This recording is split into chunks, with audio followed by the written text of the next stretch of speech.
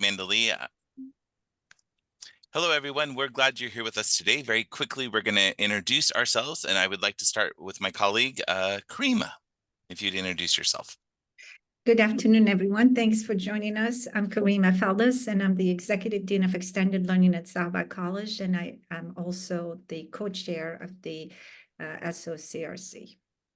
Nancy, would you please introduce yourself? Hi, I'm Nancy Miller. I am the consultant with the South Orange County Regional Consortium. And prior to retirement, I was the director of Sonoma County Adult Education and SRJC Adult Education. And then I am Will Netterson. I am the coordinator for Tustin Adult School and Tustin Unified School District, and also a co-chair with Karima for the South Orange County Regional Consortium District, or if we say it, SOCRC. So we are, again, glad you're here. Forgive me, just reminding housekeeping one more time. We will be checking in with the chat, so if you'll use that for questions and hopefully getting to hear from you or ask you some questions towards the end. So please, again, be ready for that. And with that, our focus for today, again, this is part 2. So our focus for this part 2 is on SOCRC's member effectiveness journey. We're going to be honest with you, it's been a journey, not something quick and easy, but good work to be put in there. So you'll hear more of that. Then we're going to share with you some tools to monitor member effectiveness that we've created for our consortium. And then last but certainly not least, we're going to talk about incorporating member effectiveness into bylaws, which really is a key and important piece to understand, is you need that to be a part of your bylaws. And the other part of this is, I don't know about you, but when I come to presentations, I love receiving things to be able to use as tools. And that's our goal today, is to share with you some tools. So you will be seeing links shared in the chat, as well as a QR code at the end if you don't want to click on links, because it gets a little bit confusing. But we're going to share with you in sort of the sequential order. You'll see it 1 through 6. The folder that's being shared will have documents numbered 1 through 7, 7 being this presentation, but we will share these items with you as we get to them, discuss them, and know that they're in a Word form or a Google Doc form that you can then take, alter if you would like to use. Again, totally optional, but we'll give you that insight. With that, I am going to hand this over to Karima. Oh, thank you, Will. For those of you who joined us last week, we covered this, and we thought we'll repeat this information in case we have new members joining us today. So quickly, the South Orange Regional Consortium consists of 10 voting members. 6 of whom are funded members and 4 are non-funded members.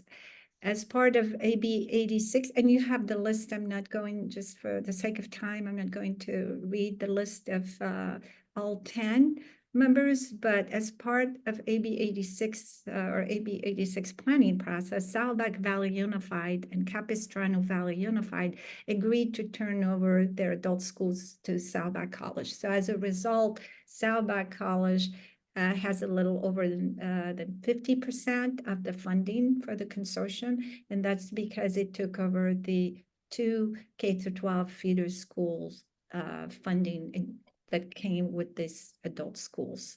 With that, I'll turn it over to Will to discuss the specifics of the funding.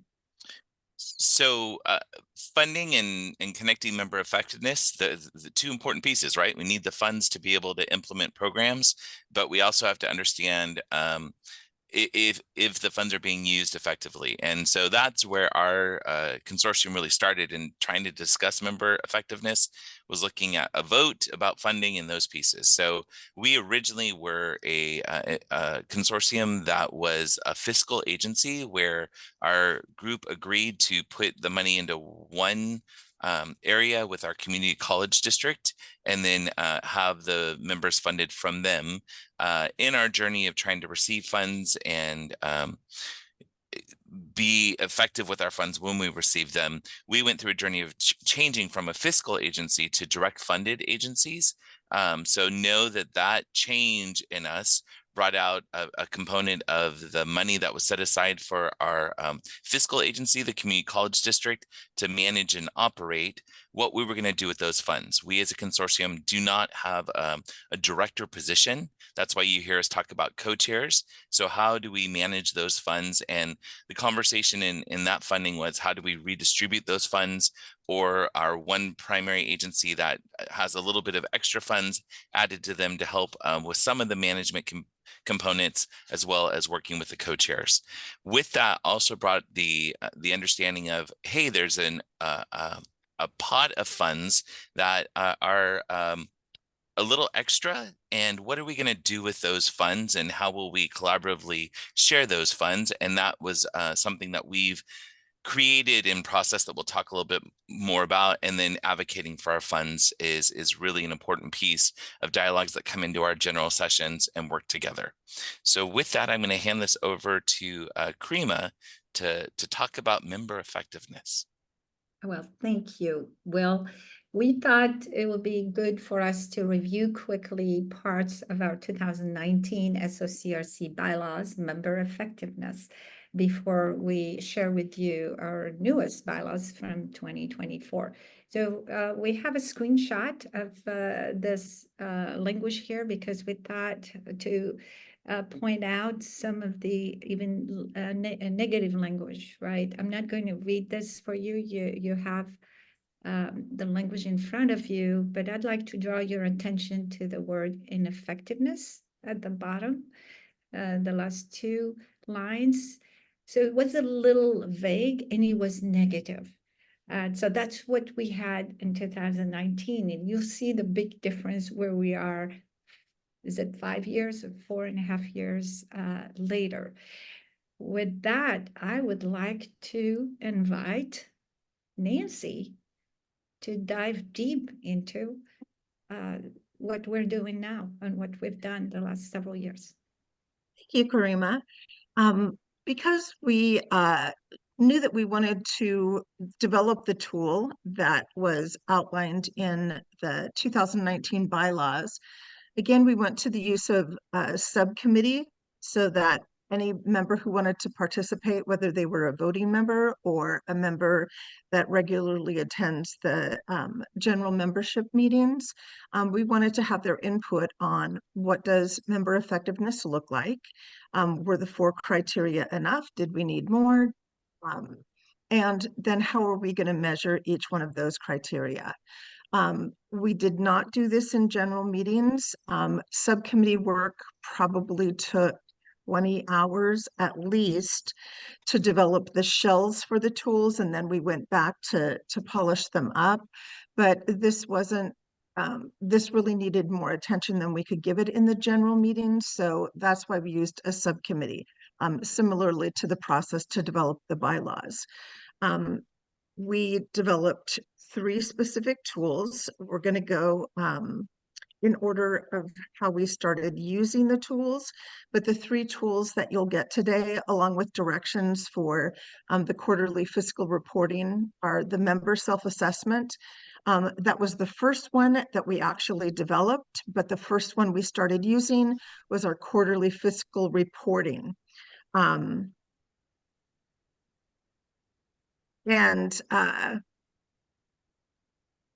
Then we had, as part of member self-assessment, we were utilizing the facilities, classroom equipment, and technology assessment. That will show up in a couple different ways, and we'll discuss all of these tools later. Again, in linking the tools to the annual and 3-year plan, before we even started the development of the member effectiveness tools, we actually came up with a list of metrics that we would be using in each of these tools. The metrics for evaluation are included in your folder, and I think that they are document 5 or 6. Number 5, I think. So you can find and look in detail about the metrics.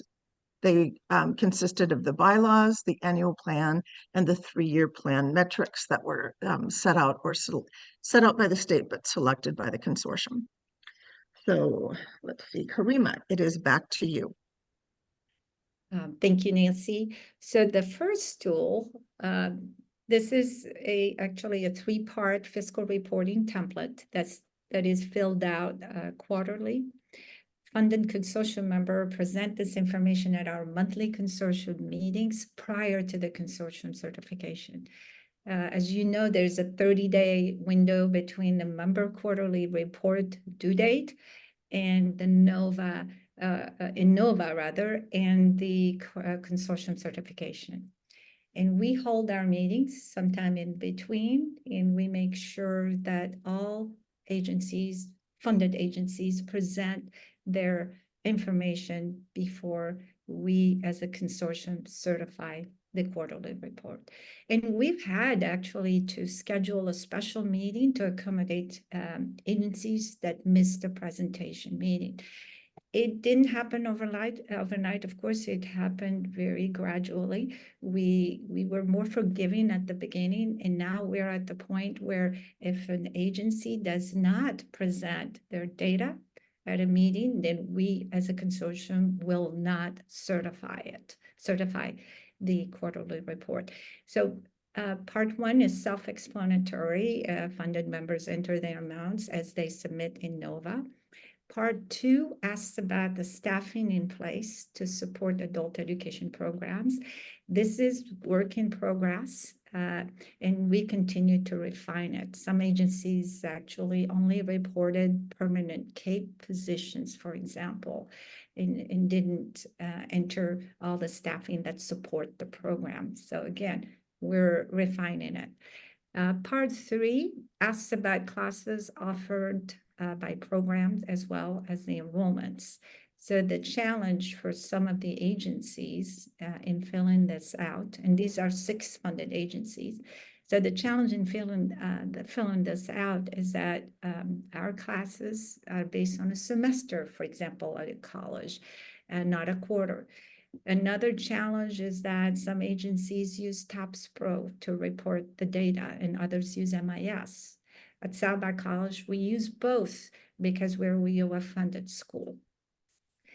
And of course, student enrollment numbers and sections allow us as a consortium to have a higher picture of all students served by the consortium, culminating into a discussion about outcomes as we work on the annual and 3-year plans.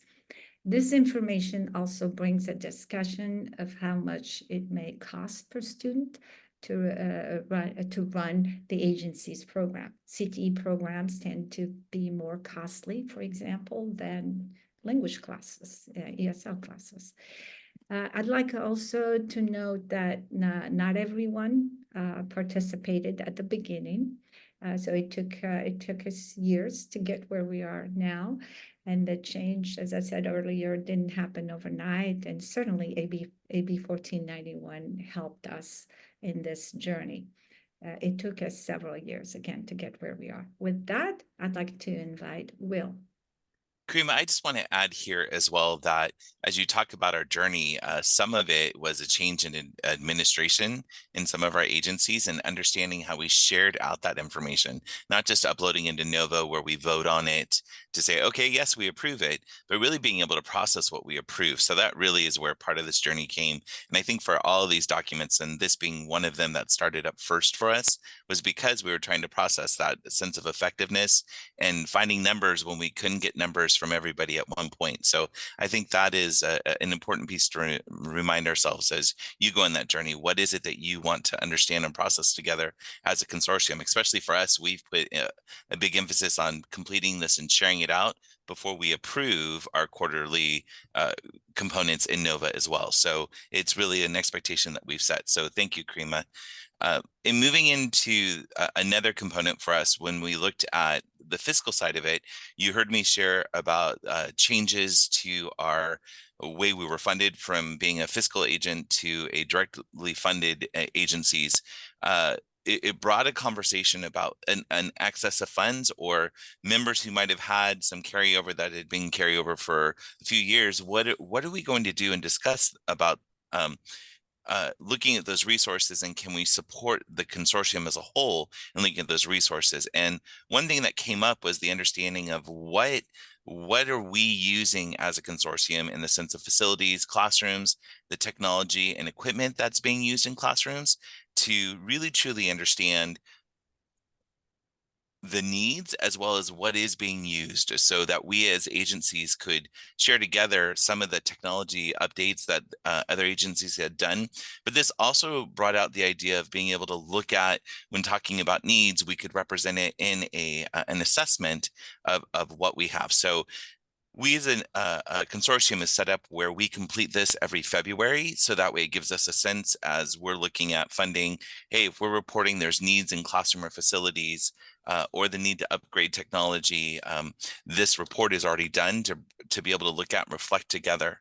Also, we look at it as an opportunity to really say what areas need a component. One of these areas was one of our agencies needed classrooms. And so funding was shifted through looking at this report. Funding was shifted to them to be able to purchase some portables to place on that and have that conversation. And then it really helps because, again, the funding isn't something that we always have carryover on, but it's that idea of a one-time. So that gives us that quick view that we can look at the 6 agencies. And then we tie it in as part of member effectiveness to hold it with the next tool that we share. So if you look at it, it's a pretty simple yes, no kind of question answer, and then it gets into the sense, do you have needs from the above places? So it's just that sense for a self-reflection of what is owned by an agency and possible needs. So that is the tool that we use for really evaluating needs through facility and equipment that maybe others can support, or just allows us, if we're needing to advocate as a consortium and looking for future things, that's that dialogue as well. So with that, I'm going to pass this over to Nancy. Okay. So the self-evaluation tool, that one is overarching. So we use both the quarterly fiscal reporting and the classrooms, facilities, technology, as Will mentioned, as part of the self-evaluation tool.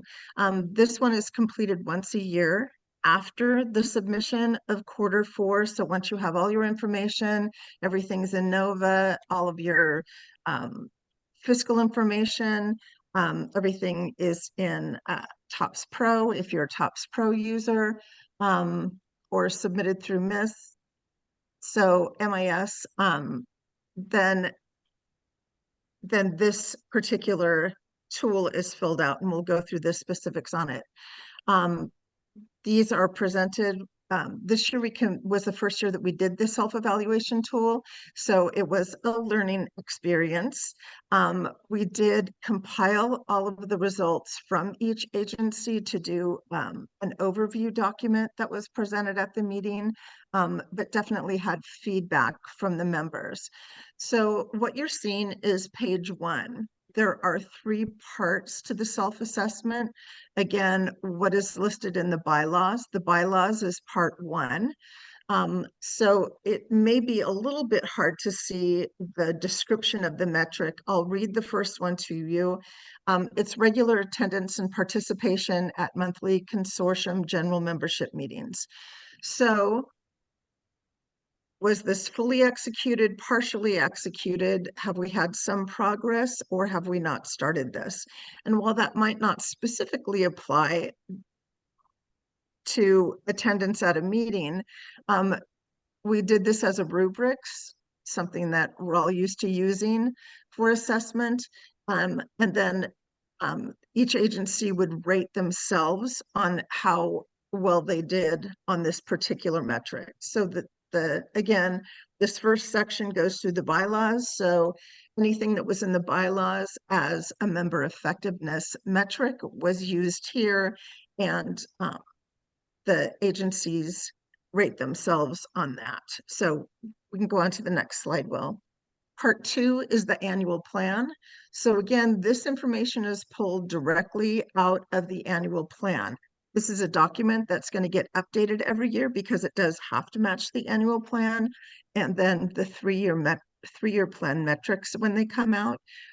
We did just update bylaws and pass them in January, so there were some new member effectiveness criteria that were adopted with that particular set of bylaws. So we'll be updating the bylaws section as well. So this isn't, we're going to do it once and then we never have to look at it again until we pull it out once a year to fill it out. This is a living, growing, changing document specifically related to our three main member effectiveness areas. Nancy, may I interrupt you So, before we move to the next slide? absolutely. Can I ask you, why did we make this an important component as a self-evaluation tool and not somebody ranking that's not a part of that agency? Number one, when we were looking, and again, Karima hit on this a little bit earlier, but we didn't want this to have a negative connotation. Really, we wanted members to be involved in the process of evaluation. This is not a punitive document. This is to assess how we are doing as providers of adult education. This also gives members the opportunity, again, comments, explanation, provide feedback. So as we're doing the annual plan, you can see on the third line, there was nothing highlighted. This is how the agency will select whether it was fully executed, partially executed. So they select or highlight their rating of themselves. The other thing that we were very specific on not wanting is we didn't want to attach a number to it. So you had a numerical grade at the end of this. This is really if, like we see here on the third one, if no one filled out that third one, is that a necessary part of our evaluation tool? Should we even have it in our annual plan if no one's doing this? So those are some of the things that we took into consideration as we were excuse me, as we were developing and putting in the different levels of participation or completion of the various metrics in this. Again, for our annual plan, as we're going through and writing it, we have a whole section on recruiting and retaining students. On here we are evaluating our classrooms, facilities, and equipment. That was written into our annual plan because we had two agencies that we knew either needed to upgrade facilities or get new facilities. And so this was an important part. Can't spend money on it if it isn't in your annual plan and 3-year plan. So as we were going through the development of the tools and as we were going through the launch of the tools for self-assessment, we went through this with our agency members. Not well enough, not well enough. Nancy, may I interrupt? I see in the chat a question is, did the members complete the assessment, the self-evaluation assessment during a consortium meeting or in preparation for the meeting? And Karima, thanks for responding, but want to make sure we respond that this was done ahead of time, which allowed it to be turned in so somebody could compile the rankings. We didn't show everybody's plan itself. We just took the highlight of, they said this member said they were fully executed or partially executed, to be able to give that sense of general overview so we could be reflective, especially if there's a conversation about a member. I'm going to speak as a chair now, that we are wondering, hey, how do you think you're performing? And if they think fully executed, it allows for conversation, just like the fiscal tool, the quarterly fiscal tool that's reported. It starts allowing a conversation more at the quarterly instead of just saving it for the end. But we knew we needed that total summary, as Nancy shared. I'm sorry that I keep interrupting you, Nancy, but want to make sure we address that question. This is a Not a teamwork problem. thing. I'd like to interrupt too. Thank you, Nancy and Will. Just to piggyback on what Tim in the chat asked. Actually, he made me think that we could consider doing a retreat where we work together on these tools, right? Instead of just submitting them, and our meetings are just an hour and a half once a month. That doesn't really allow for a lot of discussions. I just wanted to acknowledge that we would consider that. Thank you, Tim. Okay. And Tim, we actually gave each member 2 months to fill this out. There were questions once teams got together to fill it out. And it was interesting because I was the one that actually did the compilation of all the responses from the agencies. So you could tell when the agency had a team that was working on the responses, or when they had a single person that was filling this out to turn it back in. And that's because of the responses that were said, or the way it was filled out, any questions that came back into the co-chairs or myself regarding this.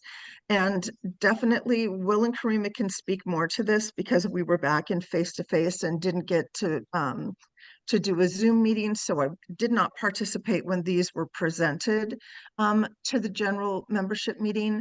But we are planning to do a 2 to 3 hour professional development session regarding the member self-assessment, to go through it, to make sure everybody understands, to have a document that would be completed so they can have a template similarly to the quarterly fiscal reporting.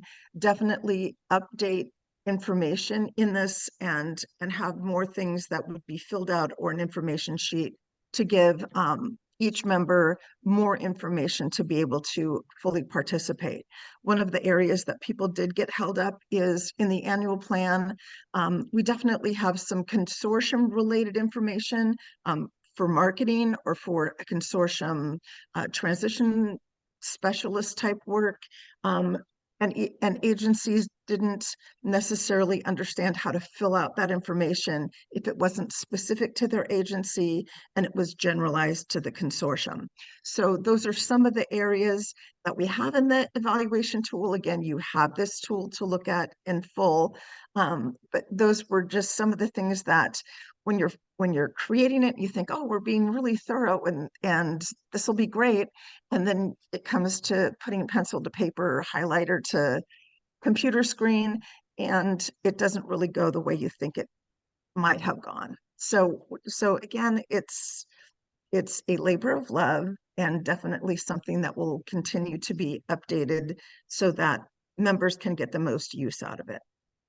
As being one of the members that was part of the subcommittee for this work, it was interesting because we thought we had hit all these areas and talked with people, but it was bringing the group together, so that there is the pros and cons for both. Do we fill this out together collectively as a group in that professional development or retreat situation, or having the time to let teams process together and then bringing everybody together to then share it? It was rather interesting. This third page that you're seeing, looking at the numbers, we really wanted to be able to share numbers, but that even brought confusion within our agencies. So really needing to articulate that together, but it shows for us where we need to process. How are we gaining that data of enrollment from systems that are TOPS Pro and systems that are MIS or MIS? Forgive me, I'm not sure how you describe it. I come from the K-12 side of the world, but really, how do we share that information so we can get that collective number? Waiting 2 years for Launch Board to be able to show and represent it together, that's too long, right? And not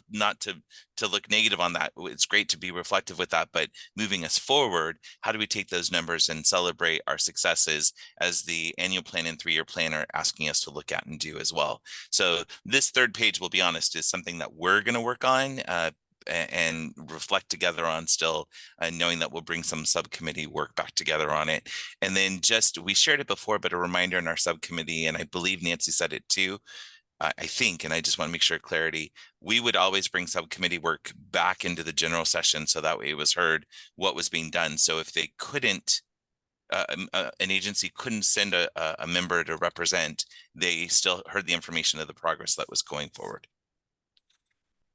And this last one of the things that we discussed after the presentation was, these are the metrics that are out of the 3-year plan. What we'll do differently this year is to actually fill these out for each agency, so they don't have to look. The one difficulty is that if you aren't uploading your information into TOPS Pro, it is harder to get it back out to fill out this information. So again, our quarterly fiscal reporting tool hopefully will help us to get that information quicker and have that for agencies during that 4th quarter submission. And then we can get this tool out and they can have 2 months to fill it out and work with their teams on this. Again, it's an activity that the agencies use to determine how well they are completing each of their metrics in adult education. Okay, I think I'm handing it over to you, Will. Yes, I just realized I talk a lot. I don't want to talk over you, Nancy, and I do apologize for that. Not at all. The interesting piece I'm seeing in the comments right now, somebody is sharing, I think it's Molly, saying, I'm thinking through what to adopt and personalize to help your consortium understand your work better together. That's our hope, is the tools that we're sharing, it was helping us understand each other and be able to move us forward, especially in the idea of being effective as a consortium for our students. And that's the hope in these tools that we're sharing here, is that you can look at them and say, hey, I don't want to address it, or I do want to look at it, but AB 1491 is really bringing that dialogue of member effectiveness forward. So we do hope that that's why we're sharing, is that we hope that you make it your own. With that, we start getting into the conversation of bylaws now. These tools, so if you just give a tool without a connection to why we need it, sometimes we don't do it. I don't know about you as administrators, we get a lot of different things, but here we want to talk about the tools supporting member effectiveness bylaws, and the bylaws really are drivers of the work that we do. And with that, we had to look at, how do we insert what we expect of our policies and practice to be transparent and make sure that we're collectively sharing information for the betterment of our consortium and our students. And so we wanted that dialogue to be transparent that way, and really bringing out in the bylaws to give us guidance into that, looking at adding these tools that were created into the bylaws. So that way it kept a constant dialogue forward, that we didn't have to feel like we were in our own silos, but collectively working together. It also helps us in defining certain things as well. I go back to why we shared the 2019 bylaws. There was punitive, as Karima shared, and a general vagueness to it. And when we're vague, we're unclear, where we want to be able to celebrate and then say, how do we support if support is needed as well? And then that's why that clear definition of technical assistance, really reading AB 1491 and understanding technical assistance, I had always understood it. That's CAPE-TAP will help support that. But AB 1491 really brought it back to the consortium and saying, how are you going to provide technical assistance to your members if they're not meeting those expectations? And then really trying to address, if our funding, again, if we have that excessive carryover, what are we going to do about that to keep us as an effective group working together? So that's where we go to start looking at creating a complete article. And I know Nancy will go more into this, but really looking at member effectiveness. So Nancy, I believe I'm handing this over to you.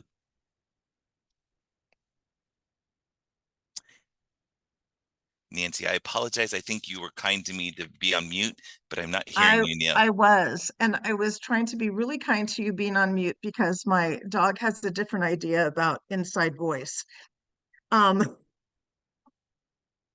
member effectiveness, last week, if you were with us, we are comparing our approved 2019 pre-AB 1491, or the consideration of AB 1491, and approved 2024, which happened in January. So the little glimpse you got earlier, it was member effectiveness was two paragraphs, and the second one was really a 2-sentence paragraph about member effectiveness. And now member effectiveness is its own article. I think it's 2 or 3 pages now. There were 4 measures of member effectiveness. There was no distinction between measures for funded members and non-funded.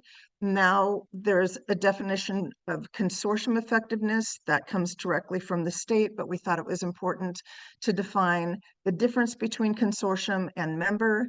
And then we defined measures for funded members and non-funded members. The reason we did that is because non-funded members did not think that they had a role in member effectiveness. They didn't think that part of the bylaws applied to them. So we were saying, oh no, we want you at the table. We want you to be there. There is definitely a piece that you have as a member of this consortium. And so effectiveness applies in that instance. And there was, in the prior in the 2019, we indicated that there was a process to determine member effectiveness and interventions would be developed if they were needed. And now there's a clearly defined process. It's not ambiguous. There's member technical assistance, and we'll go into later member non-performance.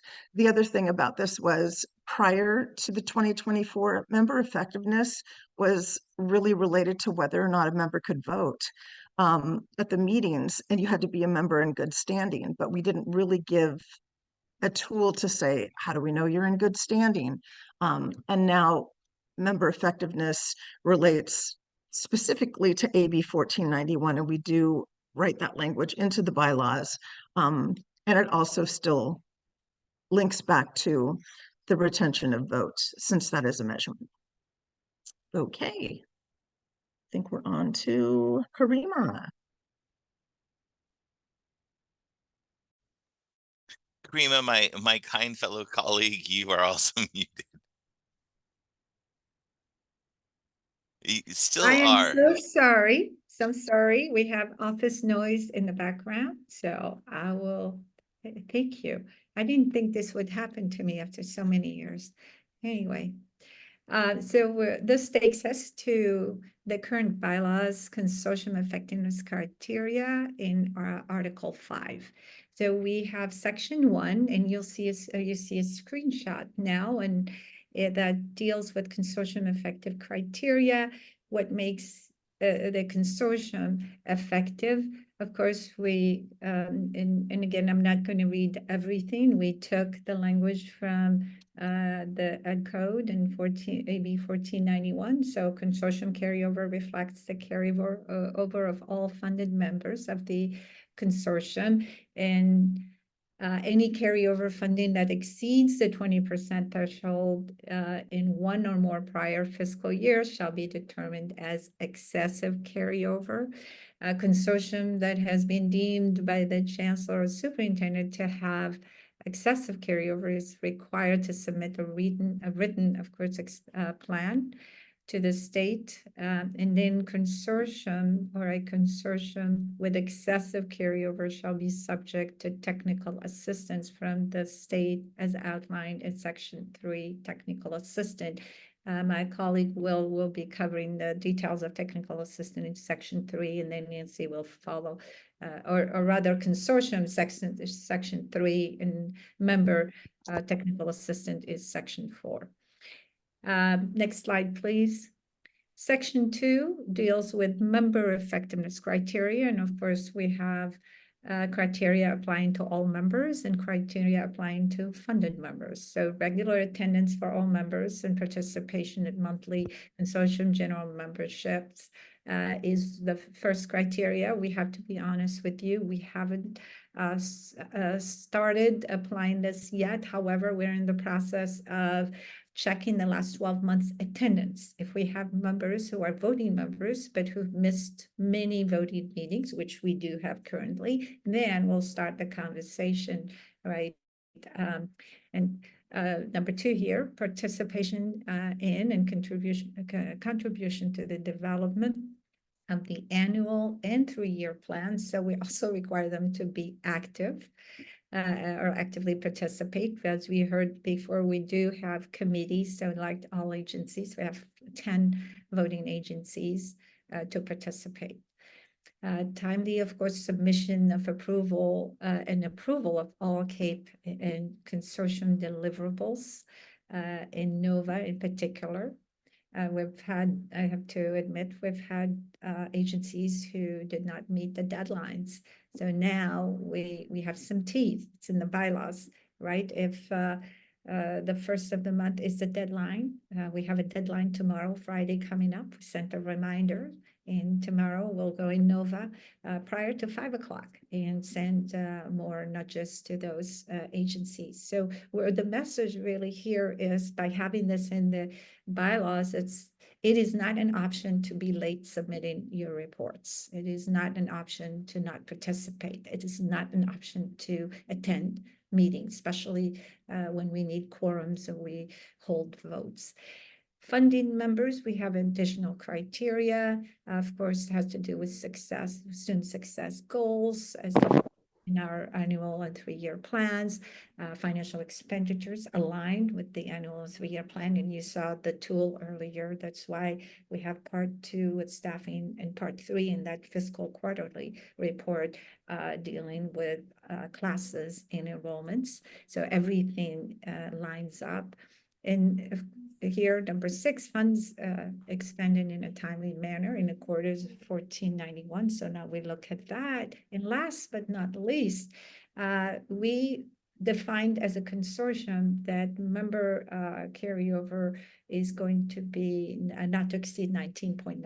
We didn't keep it at 20. As you know, we were asked to define that percentage excessive carryover, and our consortium decided that 19.9% per member is our carryover. Excessive, anything beyond 19.9% will be considered excessive carryover. Now, next slide, please. So what happens if an agency is not being effective? See, we're not even saying ineffective, so we're trying, it's more positive. What if they're not being effective?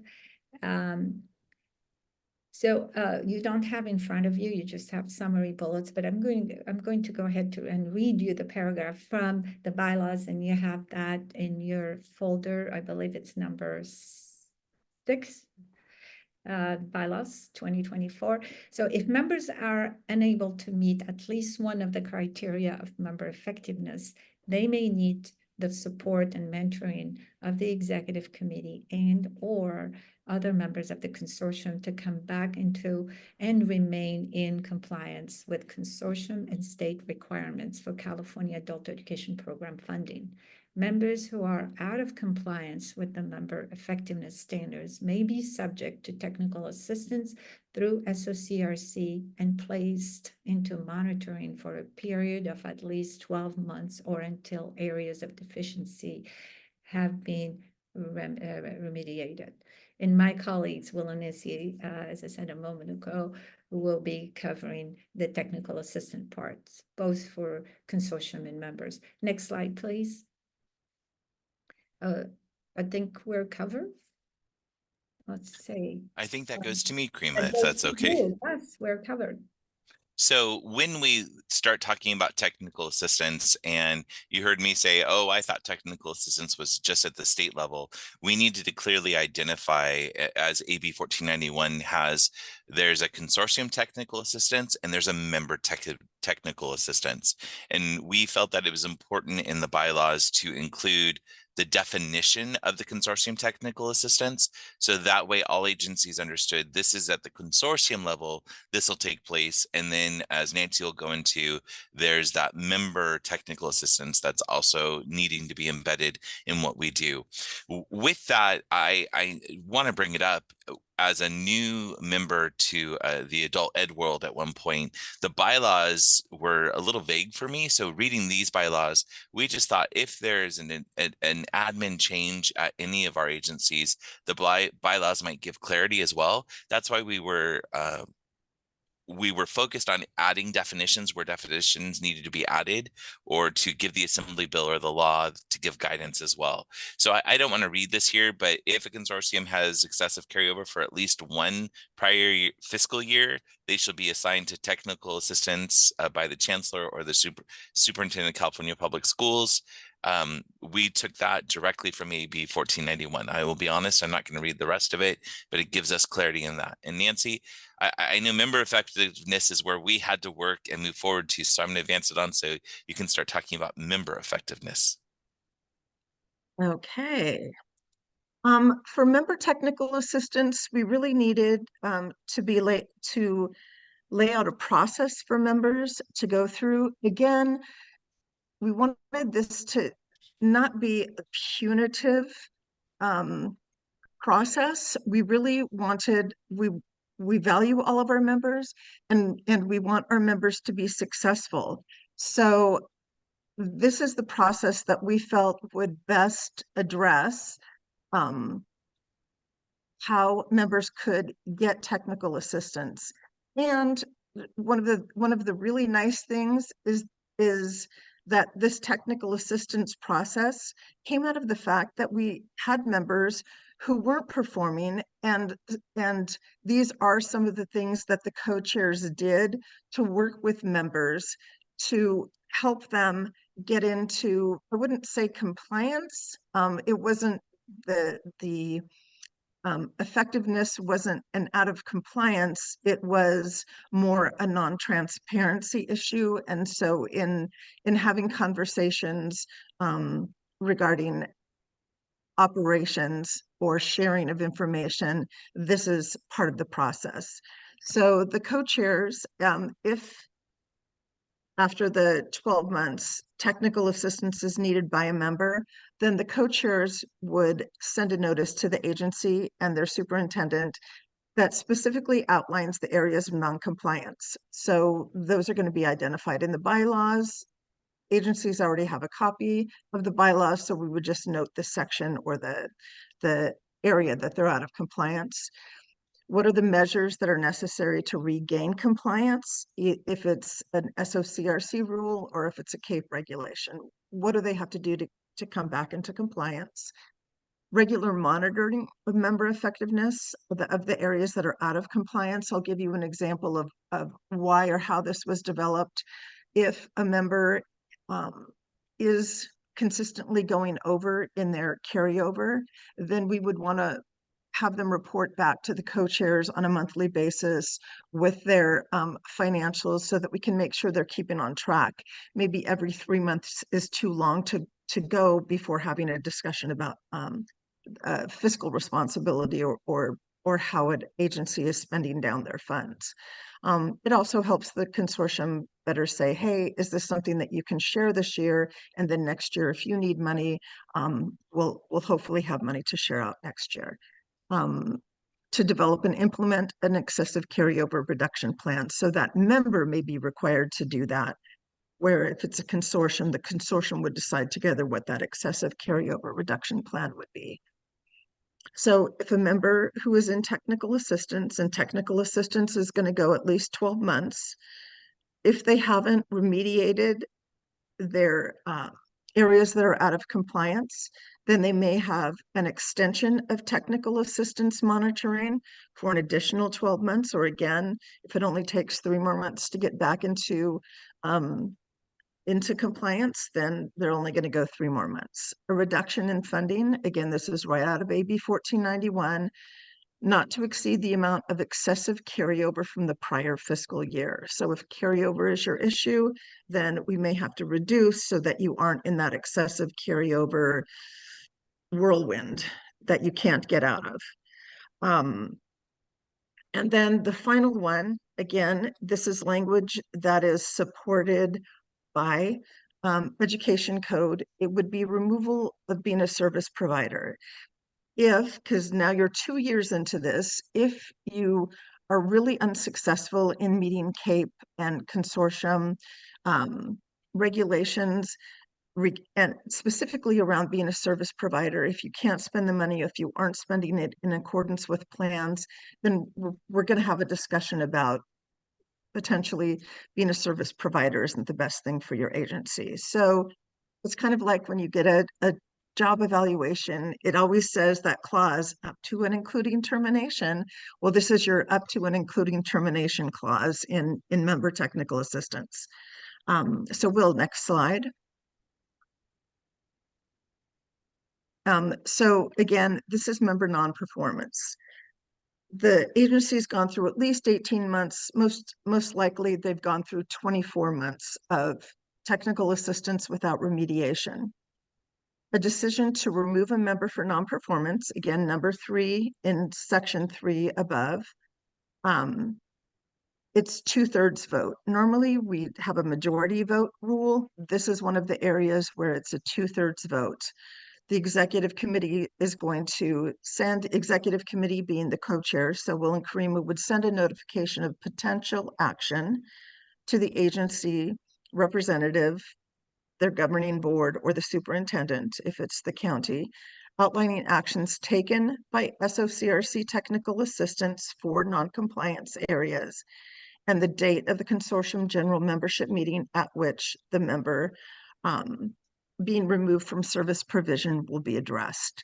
So we're, again, when we were going through this and had a retreat with the member agencies, we had a long discussion about this. And once we really looked at this, by the time it would come to a member non-performance action, we're about 4 years into the state technical assistance, the consortium technical assistance, additional remediation and follow-up with the agencies, and 36 to 48 months later, it's a non-performance issue.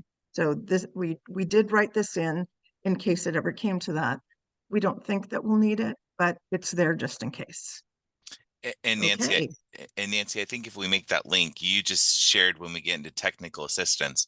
But if you think about the other tools and their design that we shared with you today, they're there to bring that dialogue, that transparency and understanding of each agency together annually or quarterly. So we have that process of understanding. And just like if you go back to the fiscal tool, you'll see, just like it says in NOVA as well, what's your plan if you have a carryover, and really making sure that we dialogue about that together. I know for myself in Tustin, I've had to share, we didn't meet this mark, but I see spending going this way as I'm adding 2 more sections here of an advanced ESL class, or those elements. So that was the other in the subcommittee work, as well as with the general session.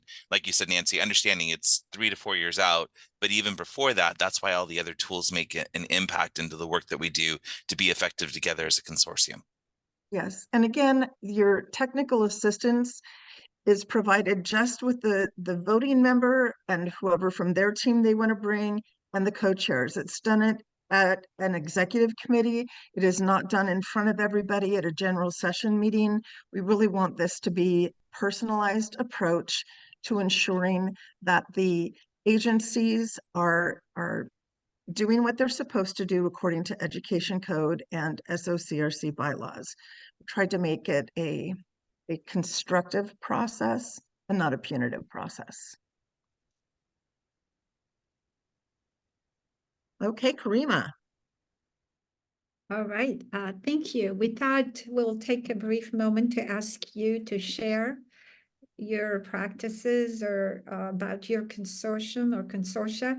So would like to know who has established member effectiveness criteria already, who has established a member technical assistant plan. We'd like to also learn from you as well. As you see, this is in progress for us. And prior to AB 1491 guidelines, how did you address non-performing members? If you would please share with us in the chat, would appreciate it.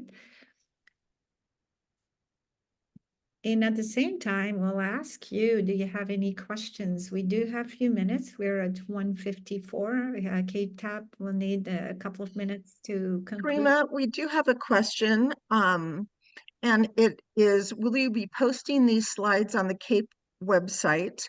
I'm going to send that one over to Mandalee or Holly. But in the meantime, you do have access to this presentation. It's number 7 in your folder. So if you clicked on the link to the folder, you do have the presentation. You will have all of the tools. You have a copy of the quarterly fiscal report. You have a copy of the self-assessment. You have a copy of the directions to fill out the quarterly report, the facilities, the metrics that we use to develop all of these tools. Thank you, Holly. Holly just put the resource link back in there today. So in the meantime, until that gets back up, Holly or Mandalee can answer, you will have access. Yes, so we are going to be posting and sharing all both recordings. So this is part 2. We'll share part 1 as soon as it's completed the remediation process, along with this video and all 508 compliant resources. I would highly encourage, if you are in this setting today, absolutely grab that link. It is a Google folder, and it does speak to all of the tools and resources outlined today. We have a kind of a compound question here from Tim, and Tim's asking, oops, I have to slide back up. Criteria outlined on the self-assessment, slides 15 and 16, were developed by the subcommittee. Did the general session members vote to approve this criteria for the assessment? And did they have input once the assessment tool was developed? So the answer to both of those questions, Tim, is yes. Will and Karima, if you want to jump in on this again, please feel free. But the criteria, each of those criteria, we have the bylaws, we have the annual plan, and we have the 3-year plan. And each one of those, to even develop the metrics that we were using, all of our members had input in all of those and voted to approve all of those, because we vote to approve our annual plan or 3-year plan before it's submitted to the state. So they all had input opportunities and voting opportunities on all of those. And like we said before, anytime we use these tools, we get back together. The whole group has input on, hey, did that work? Did it not? What would you do differently? Hey, should we have a subcommittee meeting so we don't have to take up the general session meeting? Anyone want to join us? And we set a date for those so that we can work. Anything we do in subcommittee is always reported back the next general session meeting after the subcommittee meetings. So Nancy, I just want to give clarity on that. Even Tim, we were transparent with the name of the subcommittee and the purpose of the subcommittee. They're one that was specifically for member effectiveness tool development. So that way everybody knew the dialogue that would go in that subcommittee and then be brought back to the general session as well when we looked at those. So that was part of the subcommittee's work in determining how do we look at that self-evaluation to say that are we being effective for the work of the consortium? So that was an important piece for us in that dialogue.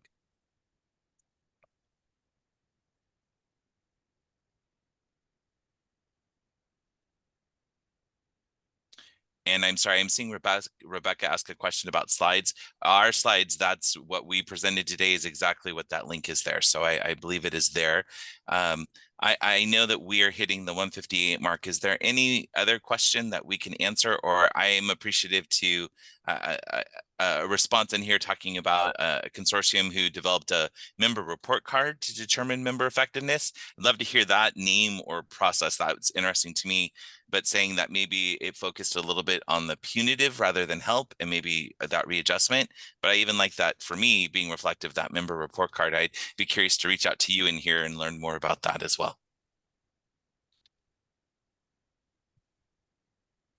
Thank you, Will. And given that it's 1:59, do you mind sharing your screen again, please? Thank you. So here's the QR code again to the folder, and I believe Cape Tap has a slide after that. Thank you, everyone, and please do feel free to reach out to any of us three. You have the email addresses here, and we love sharing what we do. This is work in progress, as we mentioned, so we're progressing in the right path or positively. However, we're not 100% there yet, and we love to learn from you as well. So we thank you. All right. Well, thank you so much, Nancy and Karima and Will. I know that you know, all of these tools, I'm sure, are going to be, people are going to grab them and use them. We appreciate you sharing all of the hard work that you've done. And I know it's taken a long time to get here. So thanks for, you know, propping up everyone else and, you know, helping everyone learn and grow together. Holly has popped into the chat a couple of things for you all. So not only do you have access to the Google folder that is shared out with all of the resources, we also have an evaluation link. If you could take a few moments to fill out that evaluation link, it helps inform us how we develop our professional development calendar as well as our facilitators. We do have some PDs coming up right around the corner. We have one on Monday, Update Adult Education as a Gateway to College, which West Ed will be facilitating. We also have one coming up on the 12th. It's the CAPE allocation, fiscal year 24-25, having a discussion and overview of some essential budget implications. So please take time to make sure that you do a few things and register for some upcoming events. Give us that feedback. And with that, I just want to thank you all for spending your afternoon with us. We greatly appreciate your time. And again, Will, Karima, and Nancy, thank you again. Everyone have a great afternoon. Thank you, everyone. Bye. Bye.